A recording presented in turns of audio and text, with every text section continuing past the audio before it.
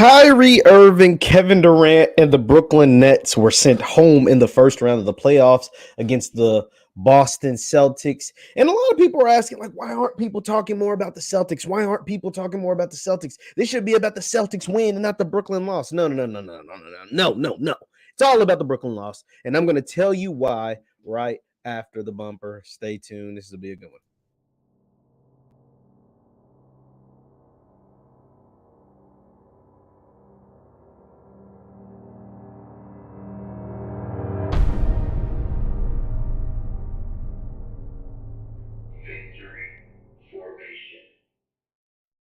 What is good, good people? What is good, good people? As I light my candle for the scent of the day, I seen Kevin Samuel do this, and I actually fire up candles every single broadcast. I don't know, I never told you guys this, but I have candles every single broadcast. We got Frozen Lake from Bath and Body Works today, but that's beside the point.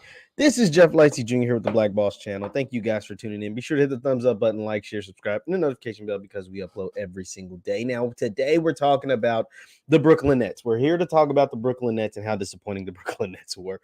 The Brooklyn Nets lost in the first round of the playoffs. Not only did they lose in the first round of the playoffs, they got swept in the first round of the playoffs. Not only did they get swept in the first round of the playoffs, they actually had Kyrie and Kevin Durant fully healthy, fully ready to go throughout the duration of the first round of the playoffs. And they still got swept, and they still lost, and they still are now going home 1, 2, 3 Cancun, headed on vacation for the next 5 to 6 months before the start of the next NBA season. Their season ended not in June like most expected, not even in May like everyone expected, but actually in April. That is very, very sad. They were the only team in these playoffs to not win a single game. They're only team in this playoffs to get swept. The team with Kevin Durant, the team with Kyrie Irving, the only team in these playoffs to get swept. And a lot of folks, mainly Boston fans, mainly folks that are Boston fans, are like, well, why aren't you guys talking about how good Boston is? And Boston's a team, Boston, the Celtics, blah, blah, blah, blah, blah. Shout out to the Celtics. Shout out to Ime Udoka. Shout out to Defensive Player of the Year, Marcus Smart. Shout out to Jaylen Brown, Al Horford, and a special big shout out to Jason Tatum, who I think has established himself as a superstar. It just is what it is. But this ain't about Boston. Now, granted, Boston is the team that handled business. Boston is the team that did what they were supposed to do. Boston is the team that were borderline scheduled to be in the play-in and work themselves in the second half of the season after being called out by Marcus Smart to being the number 2 seed and really battling for that 1 seed, to now sweeping the Brooklyn Nets, the only team in the NBA once again to sweep anyone in this first round of the playoffs. But this ain't about them. This is about the Brooklyn Nets. This is about Kevin Durant. This is about Kyrie Irving. This is about the mess that is Brooklyn, Ben Simmons as well, because Brooklyn was the overwhelming favorite coming into this season to win the championship. The overwhelming favorite, like 70% of the GMs in the NBA before the season picked Brooklyn. Another 18% picked the Lakers. The Lakers didn't make the playoffs. Brooklyn gets swept in the first round. Had to play in the play-in, by the way, just to get into the playoffs.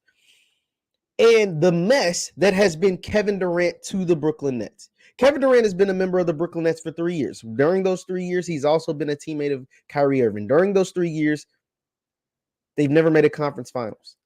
He left a team that he went to the finals 3 straight years, winning 2 championships and 2 finals MVPs. He left that team to come to this team where they haven't made a conference finals, where they've only had a mess, where they traded away everything for James Harden just to trade James Harden because he was happy with whatever was going on with Kyrie Irving. This is what you came to. This is what you're doing. Kyrie Irving also said when he was there that they didn't need a coach. And then he gets a coach that really not a good coach. And these are the results. See, this is the problem. This is the problem with Kevin Durant because now folks are questioning his greatness. It's like, damn, how good is KD? You getting swept in the first round to a Boston Celtics team when you got Kyrie, when you got Steph Curry, when you got Blake Griffin, when you got, Goran Dragic, or what they say what you want about those players, but those players on the team, those players were good enough for you to be favorites as heading into the season. Now, granted, they thought you would have James Harden, but James Harden had a bounce once he seen what was going on. This is a circus. And the fact that, you guys know I've been a supporter of Kyrie Irving with the whole mandates, vaccines, all that stuff. I've been a supporter from day one. I never blamed him for that. But I will blame him for his play on the court. I will blame him for them not making it out of the first round of the playoffs. I will blame him for not having relevant playoff moments since 2016. Let me repeat this to you. Kyrie Irving hasn't had relevant, really good playoff moments since 2016. You want to know how far back that was? When Kyrie Irving was getting buckets and winning a championship with LeBron James back in 2016, Jason Tatum, who just spanked them on out of the first round of the playoffs with a sweep, along with Jaylen Brown and Marcus Smart and Ime Udoka, spanked them. Jason Tatum, that same Jason Tatum who I was just saying is ascending to a superstar, was at Duke. He wasn't even in the league yet. He was at Duke. He was a freshman at Duke. So think about that. Think about that. That is what KD left. And look, and then to add insult to injury, the team that he left, the Warriors, they was down in the mud for a while. I didn't know if they would be able to bounce back. Clay with all them injuries, Draymond with all the injuries. Now, Steph was still Steph, but the team was in the lottery, like high lottery. Every year they got 3 top 10 picks. But it's funny because even in those 3 top 10 picks, they're the favorites to win the championship this year. That team that he left is now the overwhelming, now with the injury to Devin Booker and the injury to Chris Middleton, they're the overwhelming favorites to win the championship this year. And if that happens, if that happens, that's just ugly. Now, granted, you know what I'm saying? Like, we could be like, oh, he still lives a great life. He's made over $200 million.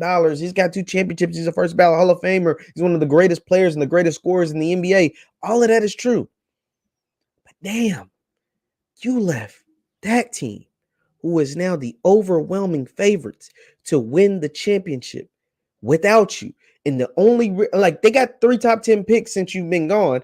But the biggest contributor outside of their core, Draymond, Steph, Clay, is a guy they drafted at number 29 in Jordan Poole, who's just hooping. He's going crazy. And that team is now the favorites. That team looks like the best team in the NBA. That team looks like they're going to win the NBA championship without you. You haven't been out the second round of the playoffs. You haven't even made a conference finals. You haven't even been out the second round of the playoffs. And your guy, Kyrie Irving, the guy that you left that team for, continues to not be himself when it matters the most. You can say what you want about the vaccine thing. I'm not going to hold that against them. But the fact that you guys in 3 years have only played 58 games together.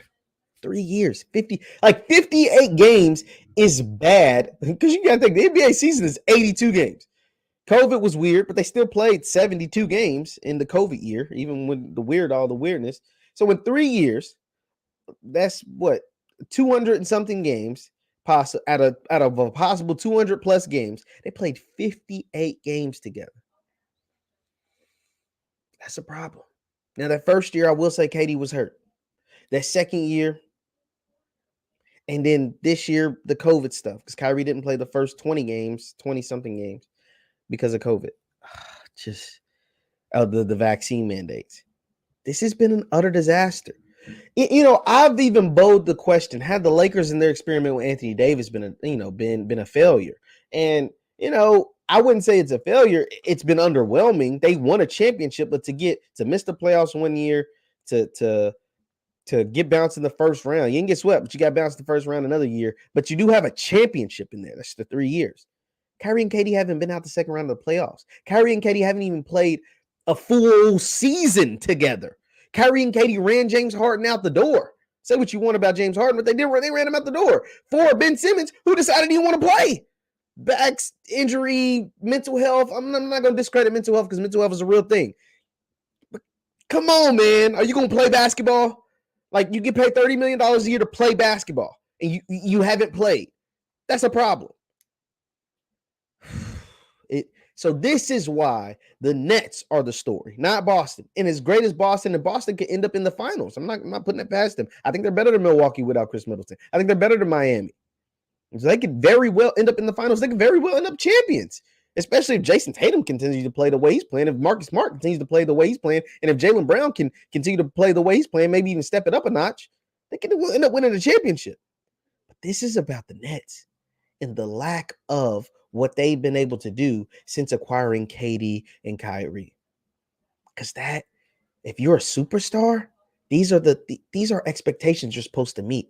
We put these same expectations on LeBron James. We put these same expectations on a Kobe Bryant. We put these same expectations on a Michael Jordan. We put these same expectations on a guy like Giannis. Or, we put these, or a guy like Steph. Put these same expectations on these guys. This has been a mess from the jump. And I'm not talking about this season. I'm talking about since the two both decided to come to Brooklyn. And that's a problem. Leave your thoughts in the comments down below. Leave your thoughts in the chat and in the comments down below. Once again, my name is JeffLightsYjr with the Black Boss channel and Victory Formation. Be sure to hit the thumbs up button, a like, share, and subscribe. And you can follow me on Twitter. We have these conversations before I go and post them in these videos right there at JLightsy7, at JLightsy7 on Twitter and Instagram. Thank you guys for tuning in. Be sure to hit that thumbs up button, and I will see you next time. Peace.